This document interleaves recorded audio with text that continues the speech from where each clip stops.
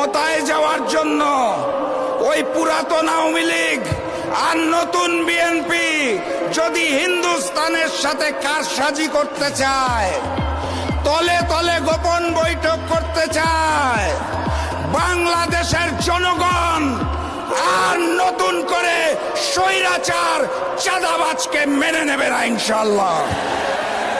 আমার প্রাণপ্রিয় উপস্থিতি, ওরা প্রভু মানে হিন্দুস্তানকে, আমরা প্রভু মানি আল্লাহকে। বিজয় কার হবে? আমার সামনে উপস্থিত তৌহিদি জনতা, স্পষ্ট ভাষায় জানিয়ে দিতে চাই, গণভোটে হাঁ বলো, 8 দলের প্রতীকে সিল মারো।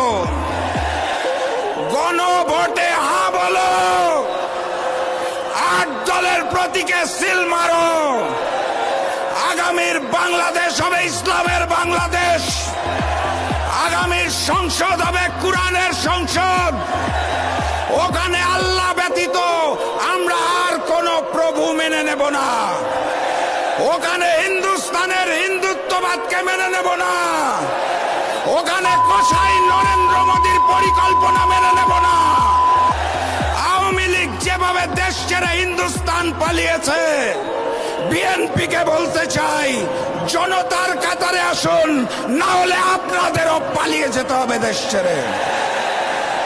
আমি সর্বশেষ ওই স্লোগানটা দিয়েই শেষ করব, যেই স্লোগানে হিন্দুস্তানের বুক কাঁপে, পুরাতন জালিম আওয়ামী লীগের বুক কাঁপে, নতুন জালিম বিএনপির বুক কাঁপে। স্লোগান ধরুন, নারায়ে তাকবীর, নারায়ে তাকবীর, নারায়ে তাকবীর। আবারও দেখা হবে, আবারও কথা হবে ইনশাআল্লাহ।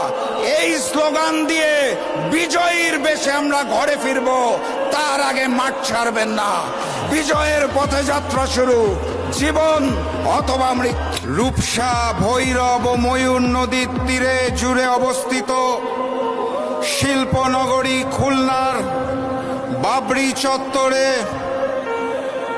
8 দল আয়োজিত আজকের এই বিভাগীয় সমাবেশের সম্মানিত সভাপতি, সম্মানিত প্রধান অতিথি, মঞ্চে উপবিষ্ট 8 দলের জাতীয় এবং বিভাগীয় নেতৃবৃন্দ, আমার সামনে উপস্থিত মিডিয়ার ভাইরা, আমার সামনে উপস্থিত ইসলামী এবং দেশপ্রেমী জনতা, সবাইকে জানাই আমার দল জাতীয় গণতান্ত্রিক পার্টি জাগপার পক্ষ থেকে সংগ্রামী সালাম এবং শুভেচ্ছা। আসসালামু আলাইকুম।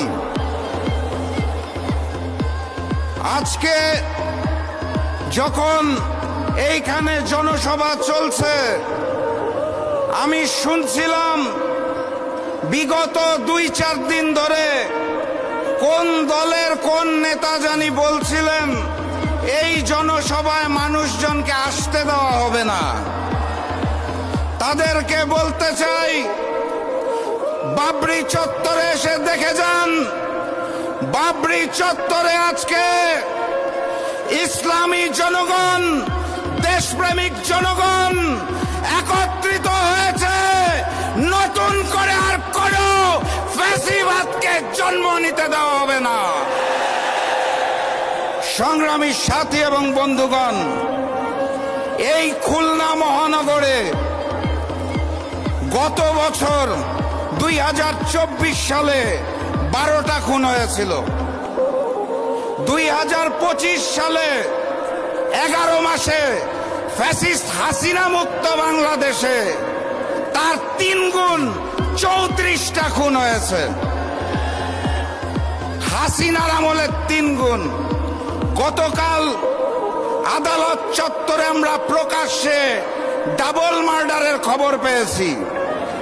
আর হাসিনা মুক্ত বাংলাদেশে ওই নতুন করে জেগে ওঠা সন্ত্রাসী সংগঠন বিএনপি খুনে ডাবল সেঞ্চুরি পার করে ফেলেছে। এই প্রশাসন, এই আইন শৃঙ্খলা বাহিনী দিয়ে লেভেল প্লেইং ফিল্ড হবে, জাতীয় নির্বাচন সুষ্ঠু হবে, সেটা এটা বাংলাদেশের কোনো পাগলও বিশ্বাস করে না। অতএব স্পষ্ট ভাষায় বলে দিতে চাই, জাতীয় নির্বাচন আমরা সঠিক সময়ে চাই, কিন্তু তার জন্য লেভেল প্লেইং ফিল্ড সৃষ্টি করতে হবে। জাতীয় নির্বাচনের দিনে ওই লোক দেখানো গণভোট আমরা মানি না এবং মেনে নেব না ইনশাআল্লাহ। গণভোটকে জাতীয় নির্বাচনের পূর্বে আয়োজন করতে হবে।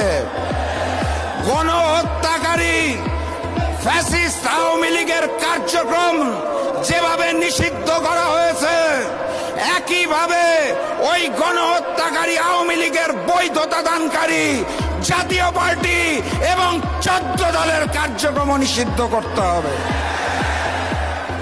জুলাই সনদে 84টা বিষয় নিয়ে আলোচনা হয়েছিল। 84টা সংস্কার প্রস্তাবে 19টার মধ্যে নোট অফ ডিসেন্ট দিয়েছে বিএনপি, অর্থাৎ 25% বিষয়ে তাদের নোট অফ ডিসেন্ট। এখান থেকেই বোঝা যায় বিএনপি নতুন করে স্বৈরাচার হতে চায়, তারা সংস্কার মানে না। যারা নতুন বাংলাদেশের সংস্কার মানে না, তাদেরকে আমরা লাল কার্ড দেখাবো ইনশাআল্লাহ। গতকাল স্বাধীন কমিশন পিলখানা গণহত্যার রিপোর্ট দিয়েছে, আপনারা জানেন। সেই রিপোর্টে স্পষ্ট করে বলা আছে পিলখানা গণহত্যার জন্য আওয়ামী লীগ এবং ভারত দায়ী।